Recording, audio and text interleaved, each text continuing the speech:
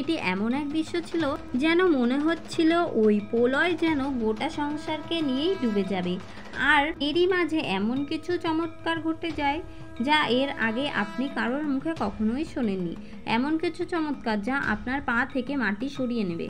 এই কথা আমি বলছি না, বলছে কেদারনাথ মন্দিরের পুরোহিত, সাধু ও সন্ন্যাসীরা।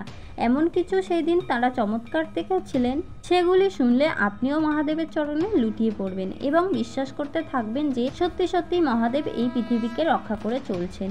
কেদারনাথ মন্দিরের মুখ্য পুরোহিত ওই সময় বলেছিলেন যে 16ই জুন ঠিক রাত 8টার দিকে মন্দিরের পেছনে পাহাড়ের দিকে তীব্র জলস্রোত দেখা যায়। তারই দৃশ্য দেখে ওইখানকার মানুষ ভয়ভীত হয়ে পড়ে। অনেকে এদিক ওদিক দৌড়াতে থাকে, আবার কিছুজন তো মন্দিরের ভেতরে আশ্রয় নেয়।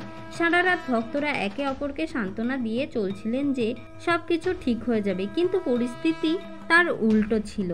তাতে করে ভক্তদের বাঁচার সম্ভাবনা খুবই কম ছিল, কারণ মন্দির থেকে বেরোনোই